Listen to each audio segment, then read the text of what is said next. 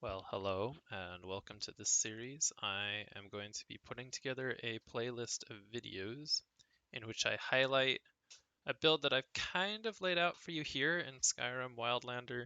I'm playing off of the Scout class, which in the default Wildlander has most of the skills that you see here, except it switches alteration and instead uses smithing. And since honed metal is in Wildlander, and since you can definitely find gear, not even necessarily quest gear always, but even just found gear, loot from chests, hand placed drops around the world, that's very, very good for this build. I didn't really see a reason to take smithing since honed metal exists in the list, and alteration is incredibly powerful with the magic resistance perk, and essentially also using this for lockpicking and using the mage armor spells to slightly boost our armor rating over where we're going to be as a scout.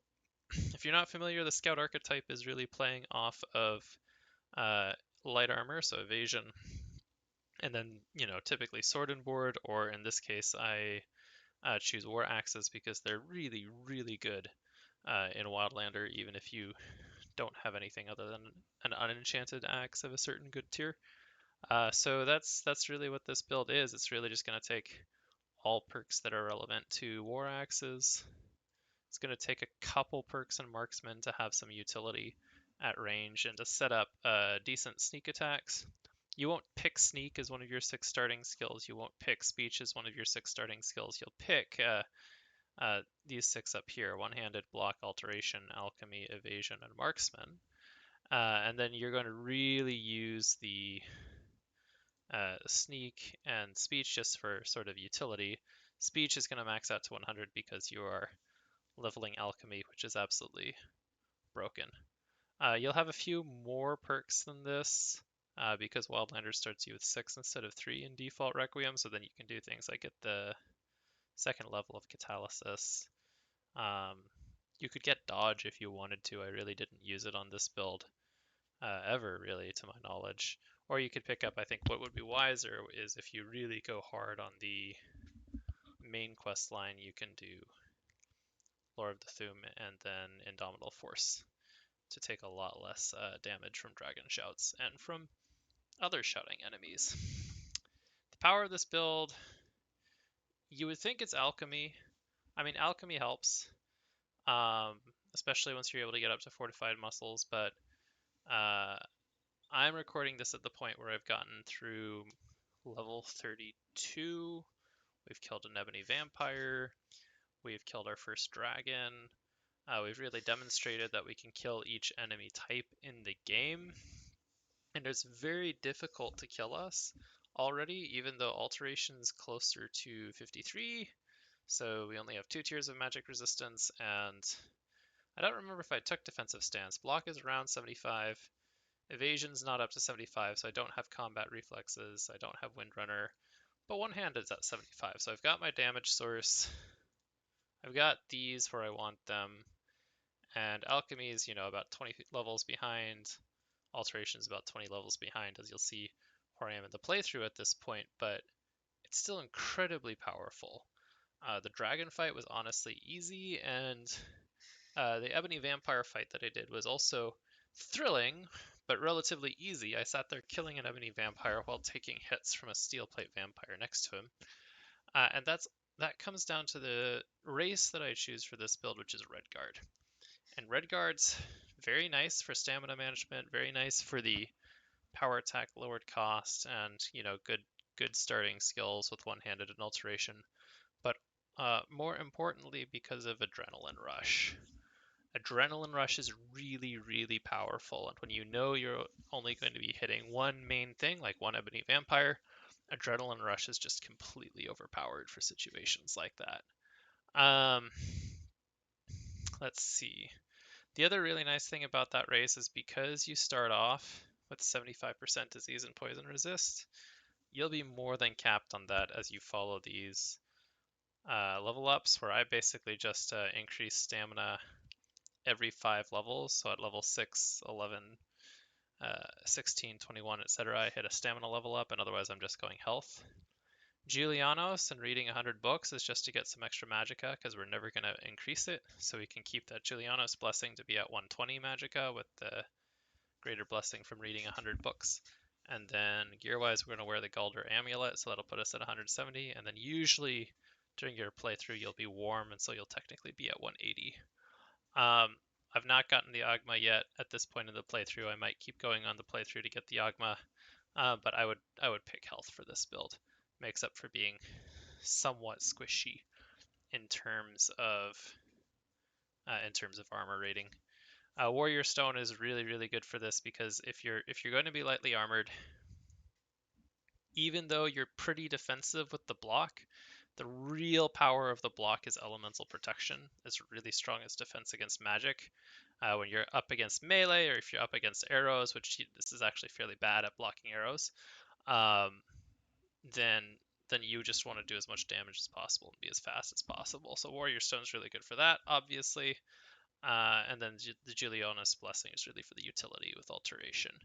If for some reason you really didn't want to go that route, Talos is a great option for extra damage and armor penetration. If you wanted to play a more evil character and actually have fun with like Thieves Guild and Dark Brotherhood and stuff like that, then I'd probably recommend Boethia for one-handed damage. But you can generally do what you want. I just Julianos for the utility is really good in this build. In terms of goals, I really just wanted to demonstrate that this build is viable, since I'm trying to put a little guide on this on the Wildlander wiki, and just encourage people to play it because I have so much fun playing Scouts in Requiem. The first character I made in Requiem, the first character I played through the game in Requiem that beat Alduin, beat the Soul Cairn, beat Labyrinthian, was a Scout character. I actually played it as a Nord, which also works too, but it was 1.9.4. I didn't really know what I was doing. There were all sorts of things that were wrong, but it ended up being a really powerful character in the end just because of Requiem power creep. But in this playthrough, I basically show that, by level 30-ish, where a lot of those levels come from using my alchemy money to buy training to level up one-handed and block, things really can't stand against us. There's very little that can stand up to the power of your war axe, and this is even going for found gear. So also, just as a tip for gearing wise, knowing the cheat sheets to metagame where hand placed items are, you might not like that. I enjoy that because then I kind of know, oh, there are certain places that for me are goals in the game to get the build. So from a gear perspective, my goals were get the Galder amulet, fairly easy.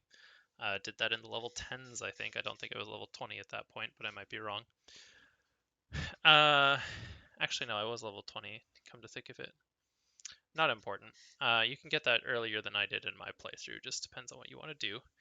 If you want to tackle undead early on, especially if you're going a war axe route, you can just walk into Fort Dawnguard anytime and pick up a Dawnguard war axe, which is something that I did really early.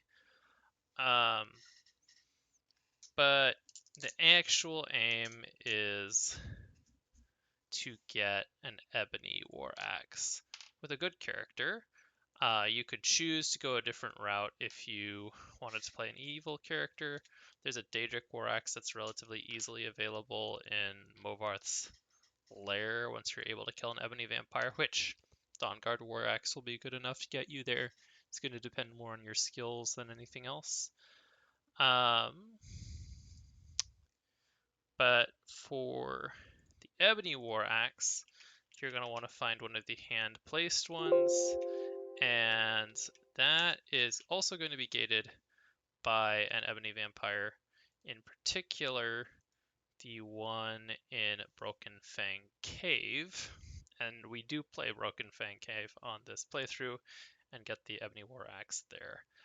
There are other ebony war axes in the game. You might luck into it in a chest, you might luck into it at a vendor, but the other hand-placed ones are in the Thieves Guild and Dark Brotherhood quest lines, which undermines the purpose of playing a good character. So that wasn't really possible. Shield-wise, the goal is Shield of Solitude. Ironically, I've not gotten that at this point in the playthrough because I can't get the courier to seem to give me a note to say that it's time to go do the Solitude Catacombs. That'll have a couple higher level vampires in it as well, but that's relatively doable for the build. um, Head-wise, I usually go for circlets of Peerless Archery or Peerless Alteration, depending on, kind of preference, or how much archery you intend to do. Once you get into more like dragons, you might end up having to do more archery, and so Peerless Archery makes more sense. If you're not doing as much archery, then the Peerless Alteration is just going to help with your utility. Sure, you could do a helmet, but I really don't find it makes that big a difference to armor rating, so I go for the aesthetics of the circlet. Uh, Chest-wise, there's a hand-placed glass cuirass of extreme health at Northwatch Keep, which then makes a great goal because Northwatch Keep is a pretty decent content goal.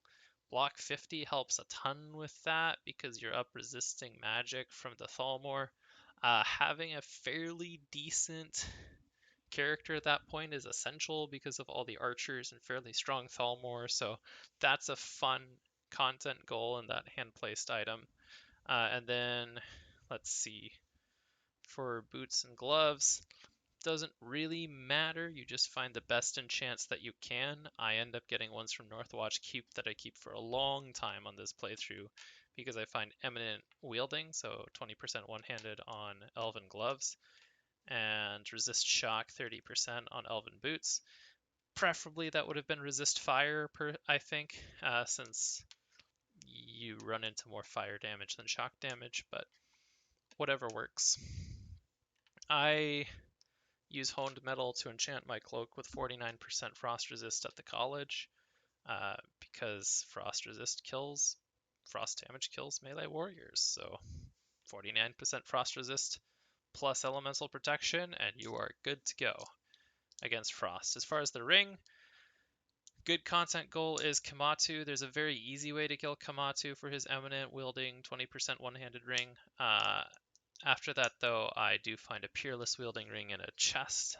That actually happens in Liar's Retreat, and that's really your end game goal, is to have a Peerless ring of wielding anyway, which if you don't get from a chest, you can always just keep shopping at Radiant Raiment until Endari has one. So that's it. That's really the build. You've got all the stuff here in the Nanner Planner, and you'll see in the playthrough that this is quite a viable build. Do I recommend using a follower? Yes, it's Wildlander. You might as well use a follower, and I will be using Janassa for most of the playthrough. But again, I don't think that really affects the viability of the build too much. Just makes life a lot easier when there's a distraction so that you don't take the brunt of every single attack. Alright, see you in the videos.